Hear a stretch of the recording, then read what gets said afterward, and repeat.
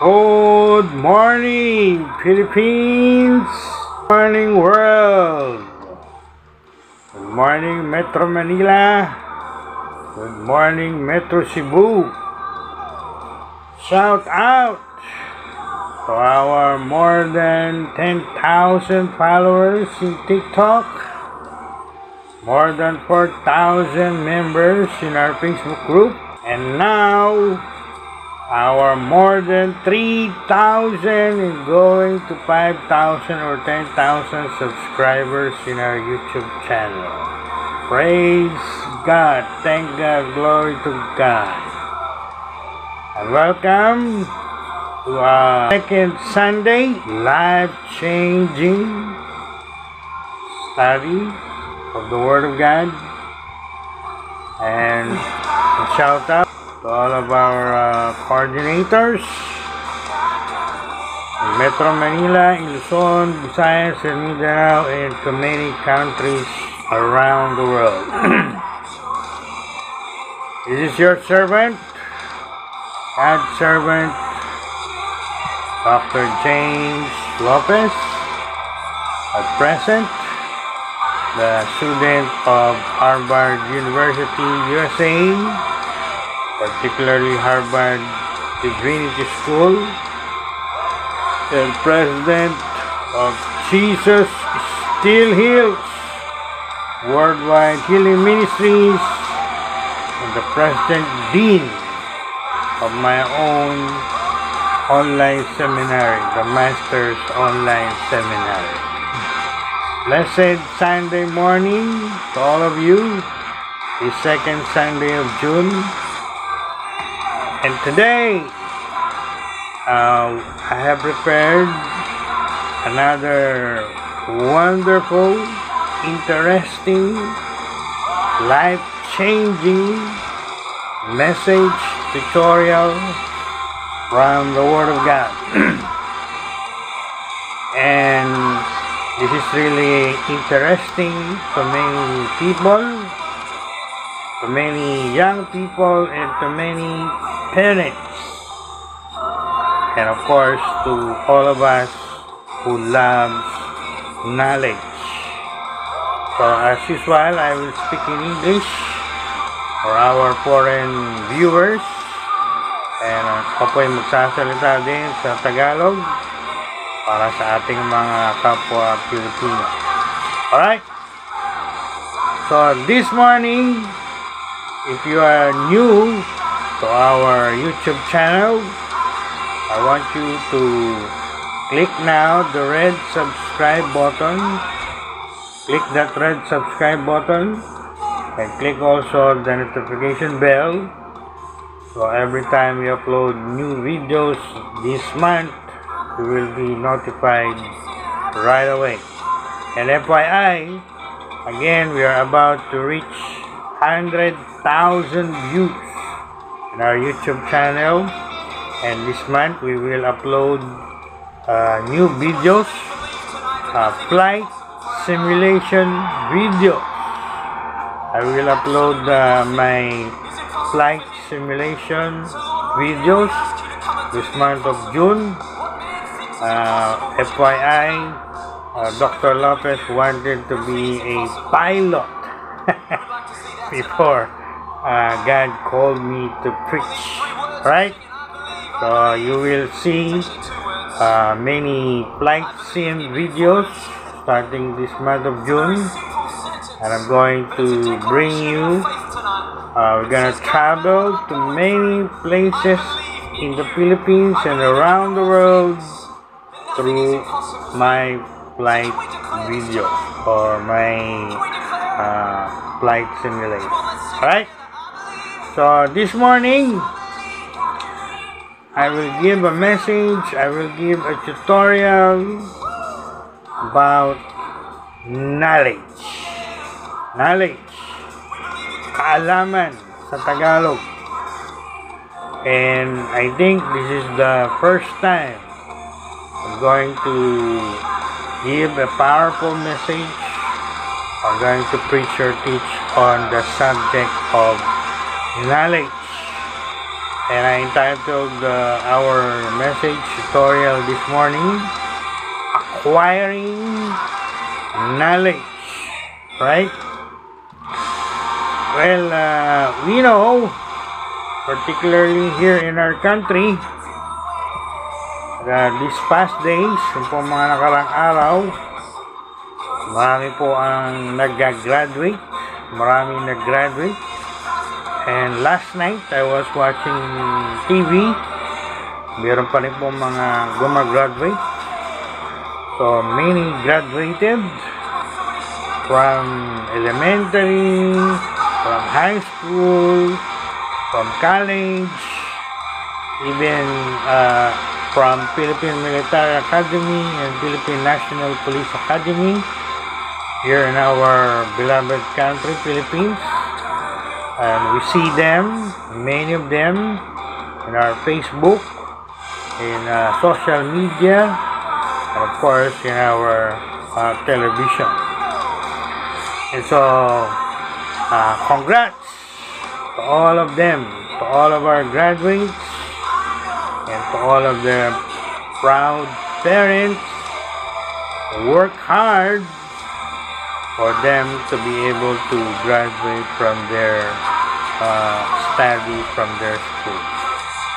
And according to my research, our DepEd, or Department of Education team, for this year's EOSY Rights, Kabataang Pilipino para sa matatag na kinabukasan ng bagong Pilipinas, or in English, Filipino Youth, Building a Stronger Future for a New Philippines. And this DepEd, or our Department of Education team, underscore the vital role of education. I'll say it again, the vital role of education in shaping our Filipino youth, our young people in our society, as future leaders and catalysts for positive change in building a stronger and more progressive nation. FYI, for the information of everyone watching this video, education as the foundation of our society's progress, it plays a crucial role in shaping the leaders of tomorrow. And in an ever-changing world nowadays, education plays a vital role in shaping the future of our youth, of our young people. And as society evolves and new challenges emerge, it is essential to recognize the transformative power of education in equipping young minds with the knowledge, I'll say it again, with the knowledge they need to thrive. And so, education is the transmission of knowledge. I'll say it again. I want everyone to listen very carefully. Education is the transmission of knowledge, skills, and character traits, and manifest in various forms. So everyone who studied education, like me, who holds a doctorate degree in Christian education, we know there is a formal and informal education. Formal education happens within a structured institutional framework, such as schools, public schools, private schools, following a so-called curriculum. And we also have what we call non-formal education. Therefore, this second Sunday of June, I believe the Lord is leading me to preach or give a message or sermon about knowledge. what the Bible, particularly the book of Proverbs, teaches regarding acquiring, getting, pursuing knowledge. And I think this is as I said, first time I will preach or teach from the book of Proverbs. I already did preach from the book of Job, Psalms, and we also have a Song of Solomon last February when we commemorated or celebrated Valentine's Day. And this month of June, I will be teaching from the book of Proverbs, and God willing, I will be teaching from the book of Ecclesiastes on the third or last quarter of this year 2024. So I will be able to cover all of the 5 books in what we call wisdom literature. In biblical studies, we call that wisdom literature, and it is composed of 5 books or 5 scrolls: Job, Psalms, Proverbs, Song of Solomon, and Ecclesiastes. So this morning, I will preach from the book of Proverbs. And for the information of everyone, particularly Christians who are watching this video, the book of Proverbs is a collection of, take note, practical life wisdom. Practical life wisdom, given mostly in short, memorable statements. And as I said, part of the so-called wisdom literature is the book of Proverbs, which is very unique. And I want to educate you. I want you to understand this. When you read the book of Proverbs, you will read wisdom, understanding, and knowledge. So those 3: wisdom, understanding, and knowledge. And these verses highlight the great truth that the Lord is the source of wisdom, knowledge, and understanding. I'll say it again. The Lord is the source and the giver of these 3: wisdom, knowledge, and understanding. And I want everyone to realize this morning.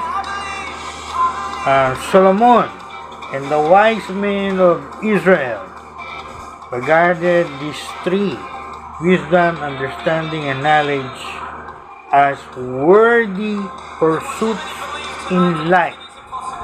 They prize wisdom, understanding, and knowledge as crucial to living prosperously, safely, and effectively. In fact, given the choice between wisdom and wealth, material wealth, they will choose wisdom, knowledge, and understanding. For them, wisdom, knowledge, and understanding hold the key to success in all areas of life. I read one powerful verse from the book of Proverbs. I want you to listen carefully. You can read this in Proverbs 16, verse 16. It says, "How much better it is to get wisdom than gold, and how much better it is to get understanding than to get understanding is to be chosen above silver. See, for them, wisdom, understanding, knowledge, much better than wisdom, gold, or silver. Para po sa kanila, mas mahalaga yung magkaroon ka ng understanding, magkaroon ka ng knowledge, magkaroon ka ng wisdom, kaysa magkaroon ka ng riches. Well, today, in our modern times, baliktad. Many people would rather have riches, material riches, than they have knowledge, wisdom, or understanding. But again, in the book of Proverbs, napakahalaga po, very important yung knowledge, wisdom, and understanding. And before I go deeper into this message about knowledge or acquiring knowledge, I want everyone to, again, I want you to realize this. So these three, wisdom, knowledge, and understanding, they have differences. Magkakaiba po yan, tatlo na yan. Hindi sila pare-pareho. Even in the Hebrew word, Hebrew noun, magkakaiba po yan. They have different Hebrew word or Hebrew noun. I'm going to give you now the Hebrew word for wisdom, for knowledge, and for understanding. The Hebrew word or noun for wisdom is hakam, and its derivatives are commonly used terms denoting very high intelligence coming from God. And the Hebrew word or noun for understanding is tebuna, which denotes discernment or something like that. And our focus this morning, knowledge. You know what is the Hebrew word or noun for knowledge? It is based on the Hebrew verb yada, which means to know. So this kind of knowledge is based on personal experience with the matter. So they have different Hebrew words, and again they are different from one another. Wisdom, knowledge, understanding. But again, in my intro, I said this morning I will focus on knowledge, not on wisdom, not on understanding, but on knowledge. Right? So we will have wonderful, powerful, very inspiring message tutorial about knowledge this morning in relation to or for all our graduates who graduated these past days. I want to encourage you. I want to inspire you. I want to educate you this morning. And not only you, but all Christians. Again, as I said, the word knowledge comes from the Hebrew word or Hebrew verb yada. And it has a heavy footprint in the Bible. And you know what is the equivalent of yada in Greek? The Greek word for knowledge is ginosko. And based on my research, of the 946 times yada is found in the Hebrew Old Testament, over 490 times is translated by ginosko in the Septuagint, which is the Greek translation of the Hebrew Old Testament. So, ginosko is the major Greek word used for yada. Now, you know. So, pagka tinanong kayo, ano ang Hebrew word for knowledge, at ano ang Greek word for knowledge, so that's gonna be Hebrew is yada and Greek is ginosko. Alright? And both words, yada and ginosko, refers to knowledge.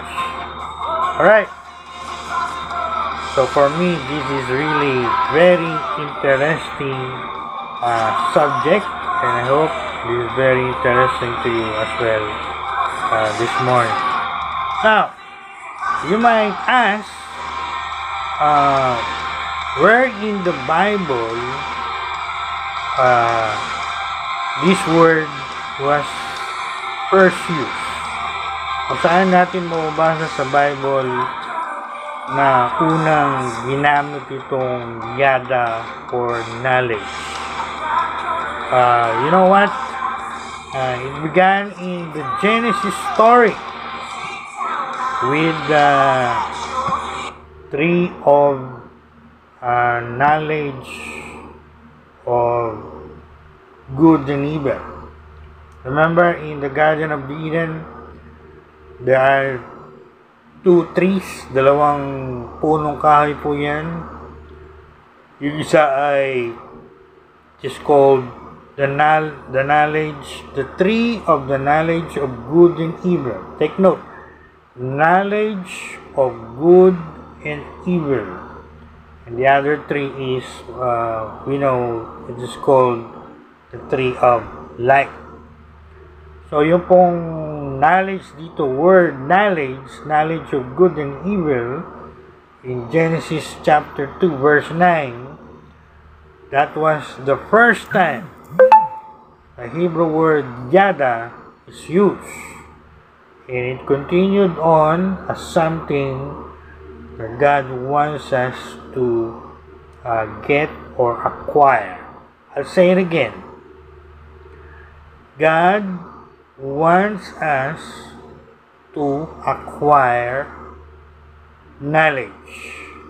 God wants us to get knowledge. Gusto ni Lord na meron tayong kaalaman. Ayaw ni Lord na tayo ay ignorante. No? Sabi nga sa Bible, in the book of Hosea, Christians know this verse where God said, "My people are destroyed because of lack of knowledge." Why they are destroyed? Destroyed because of lack of knowledge. And I can safely say that many people today, they are also destroyed.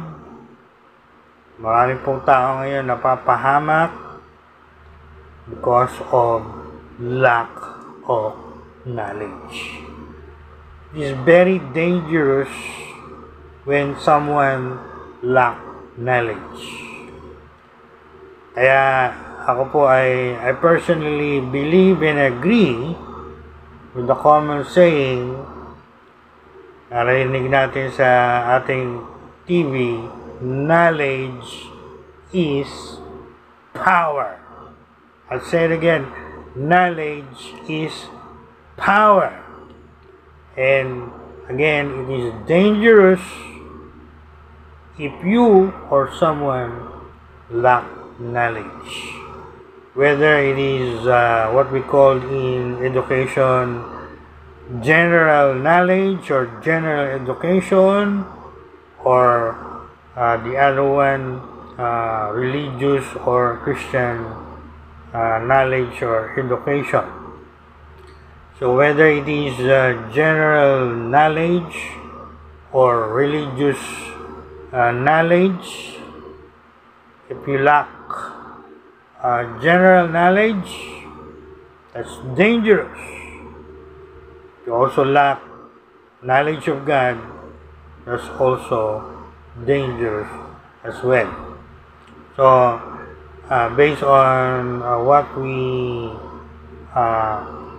cited from the book of Hosea, many people are destroyed and can be destroyed. Marami pong tao napapahamak at mapapahamak. Why? Because they lack knowledge. They are ignorant. And God wants us to acquire or get knowledge, many knowledge, as much as we can, right? Whether it is, again, general knowledge or general education, or religious education or knowledge of God. Mahalaga yung marami tayong alam, no? Marami tayong kaalaman. Sabi nga sa mga napapanood natin sa TV, knowledge is power, lamang ang may alam. Pag mayroon kang alam, at marami kang alam, lamang ka. You have the advantage. Right? So, yan po yung ating emphasis. That is the thesis, that is the argument of this message or tutorial. And actually, that is one of my lesson objectives. So that after this message, every one of you will have that desire, will have that passion to obtain, to get knowledge, as much knowledge as you can. Again, pagka marami po tayong alam, pagka marami tayong alam, that is powerful. That is advantage, our advantage. So it is very important for you and me to acquire, to get, pursue as much knowledge as we can. Whether it is general knowledge, and of course, the most important, religious knowledge or knowledge about God. Alright? So that is what I'm going to emphasize or expound in this message or in this tutorial this morning. Right? So, actually in the book of Proverbs, I will give you another verse. Proverbs 18:15.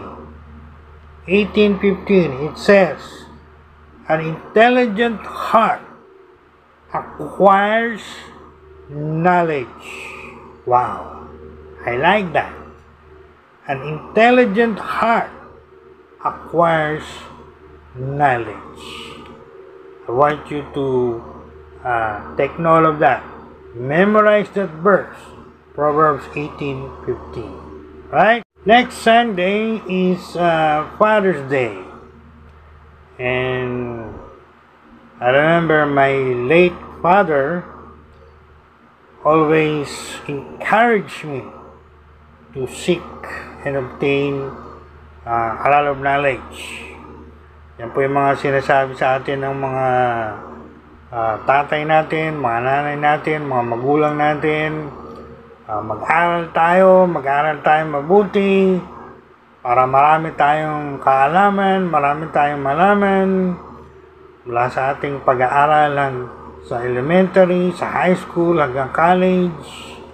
Yan po yung laging sinasabi o mahigpit na bilin sa atin ng ating mga minamahal na magulang.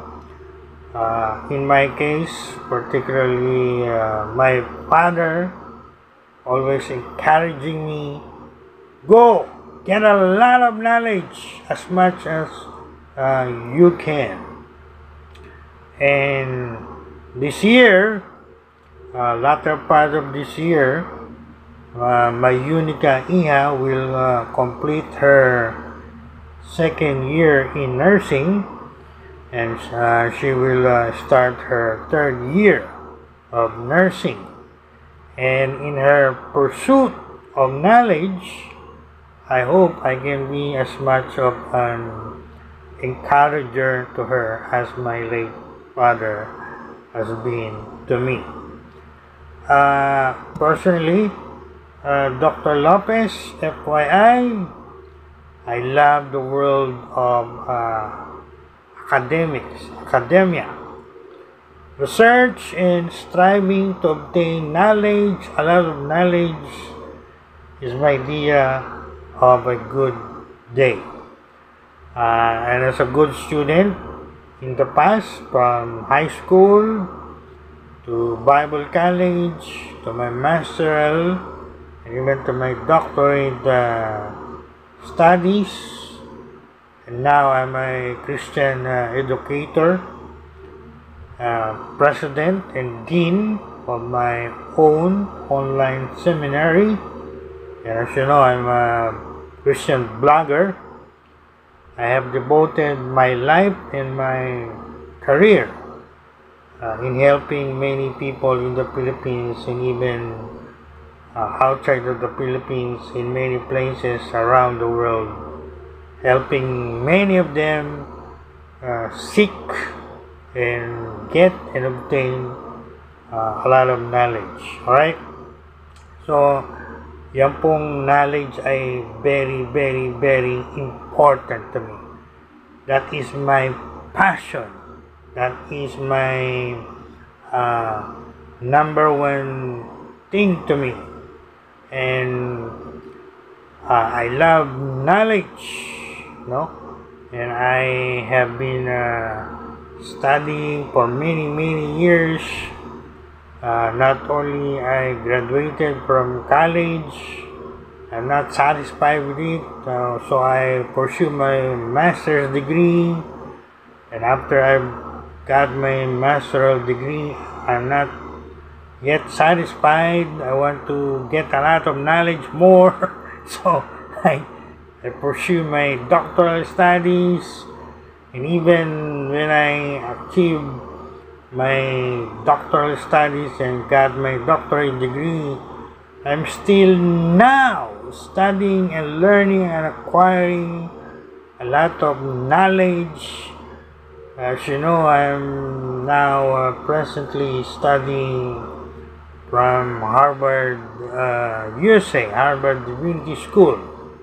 So, ako po ay talagang ang passion ko ay knowledge, to get as much knowledge as I can. And so, I hope and pray and I wish ganon din po kayo, because I believe God wants us to get or to obtain, to acquire as much knowledge as we can. And the pursuit of knowledge, FYI, is all over the Bible. Again, as I said, the first incident of the word knowledge in the Bible is found in Genesis chapter 2 verse 9, when it says the tree of the knowledge of the good and evil. And when you read it further in Genesis chapter 3 verse 7, it tells us that when Adam and Eve ate the forbidden fruit, their eyes were open and they knew yada that they were naked. Well, knowledge itself is not a bad thing. On the contrary, the Bible, the Word of God, holds the pursuit of knowledge in high regard. Mababasa niyo po sa Old Testament, sa New Testament, lagi tayong sinasabihan ng Bible, mag-increase tayo sa ating knowledge, lumawak ang ating kaalaman, dumami ang ating kaalaman, and we pursue and acquire as much knowledge as we can. God wants us to do that. Again, hindi po gusto ni Lord na tayo ay ignorante, no? Lacking knowledge, or worse, walang alam. Walang alam pagdating sa general knowledge, at walang alam pagdating sa knowledge of God. That is, again, very dangerous. As I mentioned from the book of Hosea, God said, "My people are destroyed." What is the reason? Because they lack knowledge. And knowledge is the antidote to ignorance. It helps us in many things. For example, it helps us in making right choices, right decision, right? Pagka marami tayong alam, pagka marami tayong knowledge, that really will help us in our everyday life, particularly in, as I said, making right choices, making right decision. Whereas if you are ignorant, or you know nothing at all, or you lack knowledge, that is again very dangerous. For example, in making right choices and making right decision, kung tayo ay ignorante at kulang sa kaalaman, paano tayo makagagawa ng mga tamang pagpili o tamang pagdedesisyon sa ating mga buhay? Well, again, that is dangerous.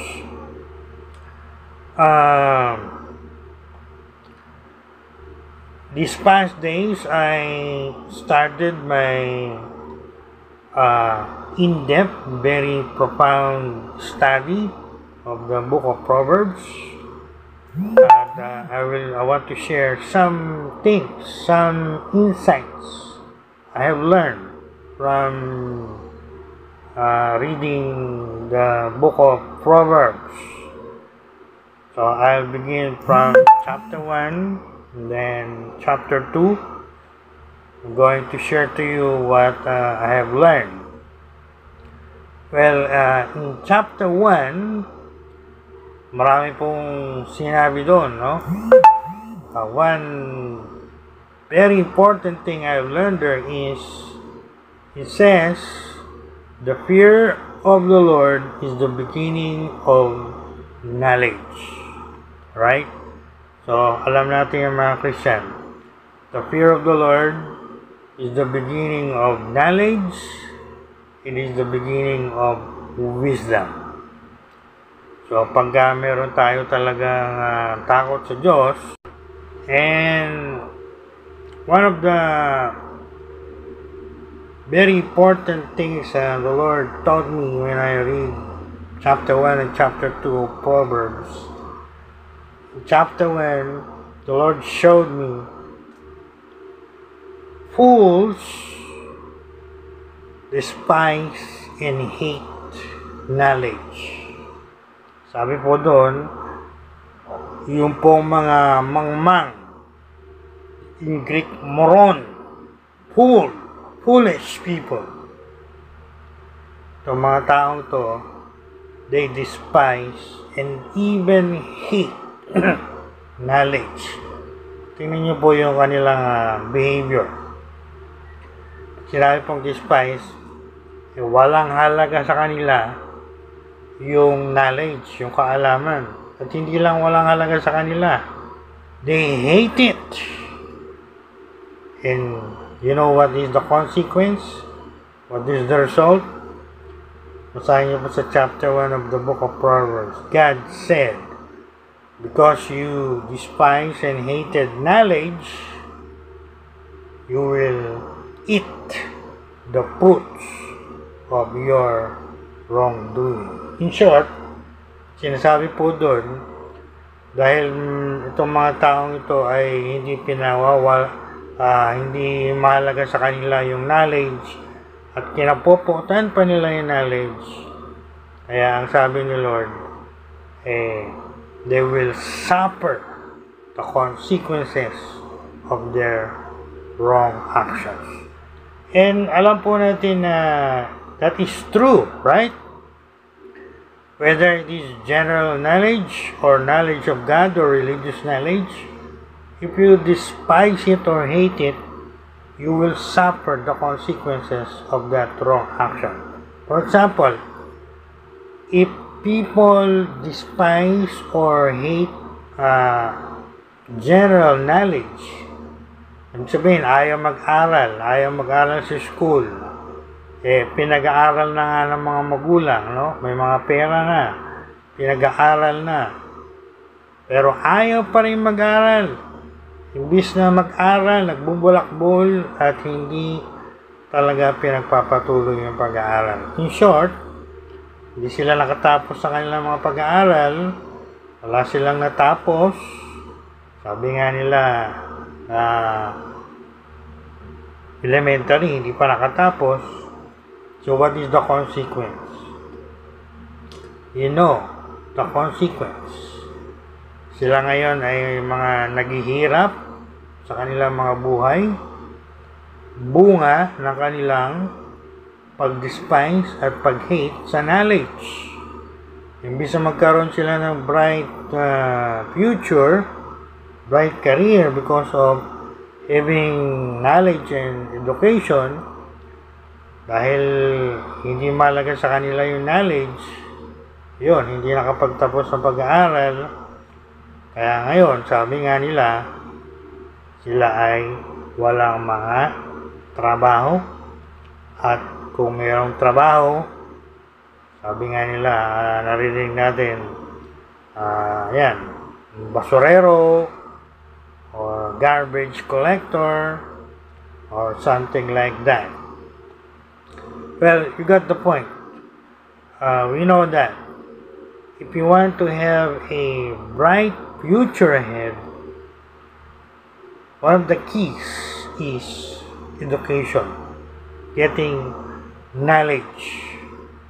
At pagka meron tayong knowledge, meron tayong education, magiging maganda ang ating kinabukasan, kakaroon tayo ng malaking chance ang magkaroon ng magandang trabaho at magandang kinabukasan. Pero pag wala tayong natapos, hindi tayo nag-aral, because we despise it and we even hate it,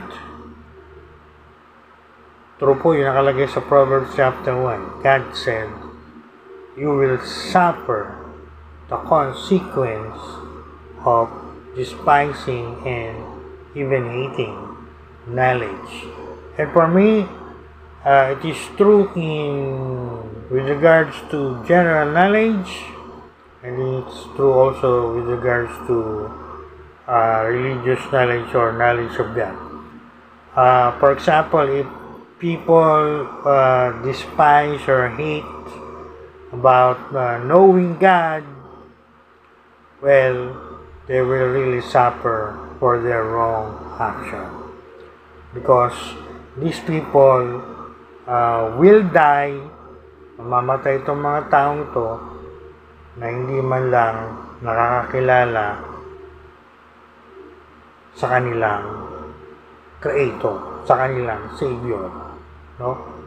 Kaya, in short, what I'm saying here, even in the book of Proverbs, chapter 1 pa lang, pinapakita na yung importance of knowledge and the danger of despising or even hating knowledge. Again, whether it is general knowledge or knowledge of God. And in chapter 2, I'm sharing to you what I have learned, what the Lord taught me when I started my in-depth study of the book of Proverbs.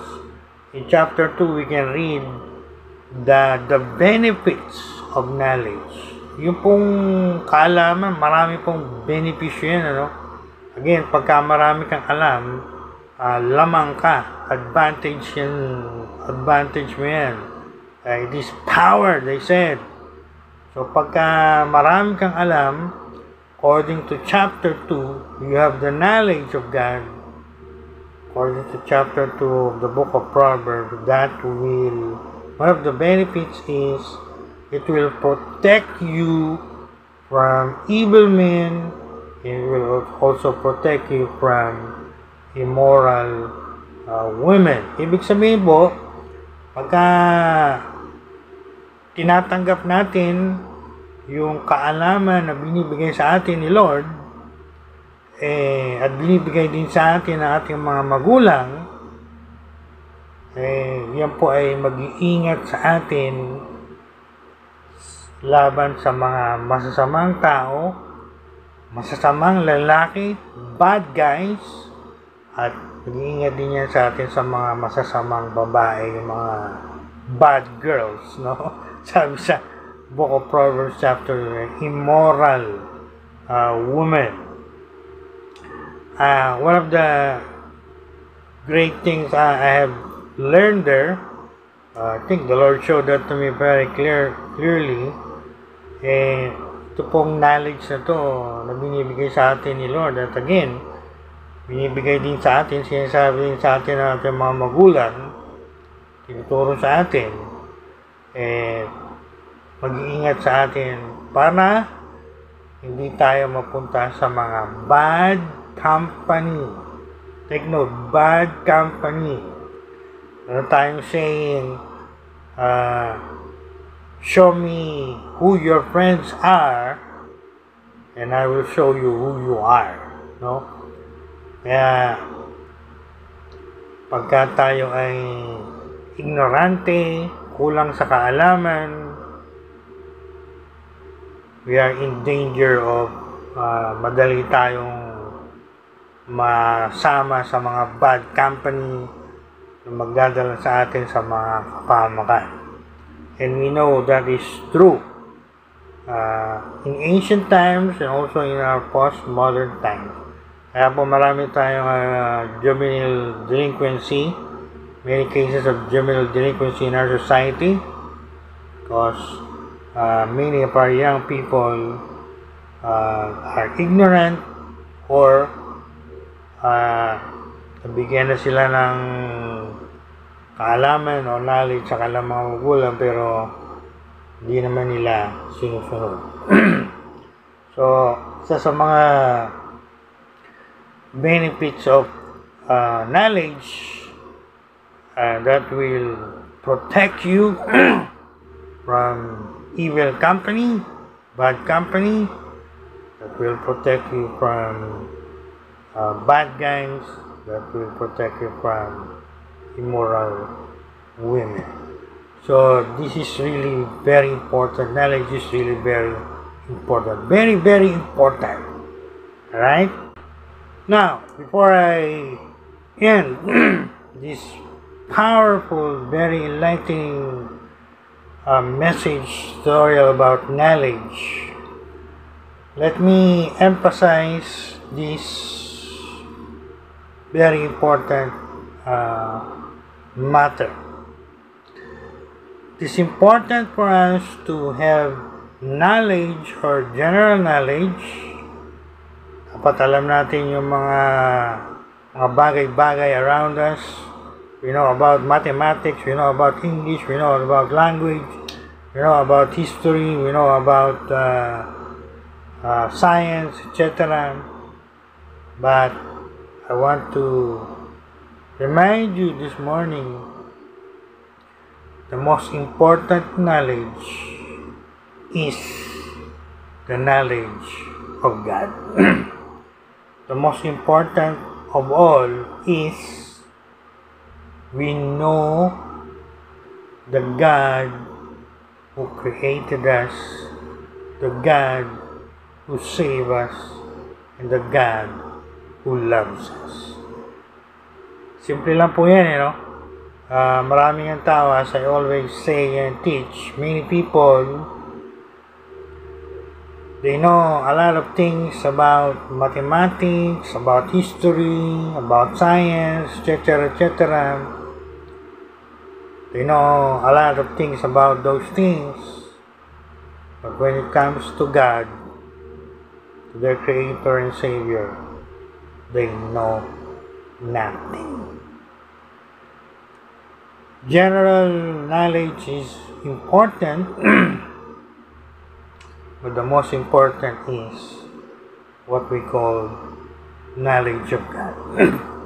Knowing our Creator, our Savior.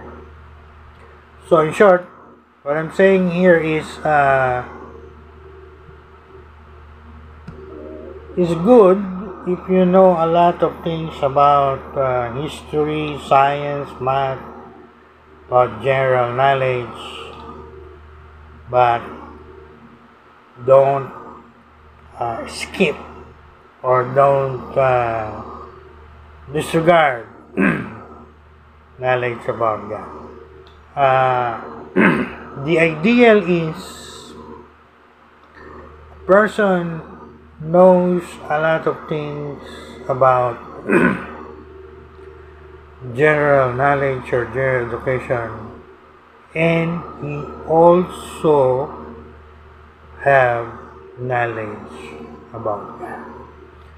So in short, marami tayong alam sa science, marami tayong alam sa math, marami tayong alam sa history, marami tayong alam sa mga gadget at iba-iba pang mga bagay, at marami rin tayong alam. Kilala natin yung ating Diyos. Hindi yung marami nga tayong alam about general education, marami nga tayong alam sa math, sa science, pero pagdating sa Diyos, ignorante tayo. Zero ang knowledge namin. That is not what God wants. He wants us to know about general knowledge, and He also wants us to know Him, who is the source of knowledge and wisdom and understanding. Alright? So, I want you to realize that. I want you to understand that. That is what I want to emphasize in this message or tutorial. So, hindi lang tayo nag-aaral dapat tungkol sa mga secular or general education subject, but we also have knowledge about God, religious knowledge.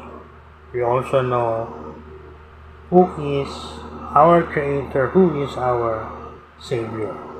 Hindi yung, as I said, marami kang alam pagdating sa mga secular things or general education, pero pagdating sa Diyos, wala kang alam. Ignorante ka. That is very dangerous. Right? So, what will be our conclusion or application this morning? Well, this is it. Guys, beloved brethren in the faith, mga minamahal ko pong mga kababayan Pilipino, God wants us to seek and acquire and get what we call general knowledge, like knowledge regarding math, science, history, etc., etc. But we must not stop there. We must not focus only on those things. God wants us also to seek and obtain and acquire knowledge of God, religious knowledge, Christian education. He wants all of us to know Him, know Him, know Him, know Him more than you know math, know Him more than you know science, know Him more than you know history, etc., etc. So, God wants us to have knowledge. Again, ayaw ni Lord na tayo ay ignorante, no? That is the purpose of education. Why we go to school, to have knowledge, transmitted to us from elementary up to college and even to doctoral studies. So, my encouragement this morning, today, to all of our graduates out there, don't stop learning, don't stop studying, don't stop acquiring knowledge. Keep on acquiring knowledge. Keep on studying, keep on learning up to the next level. So if you graduated from elementary, you go to next level, high school. You graduated from high school, you go to the next level, college. And if you graduated from college, you go to the next level. If you have the resources, you pursue master's studies, doctoral studies. And my challenge to all of you, wag lang po tayong nakapokus sa general knowledge or knowing what I mentioned.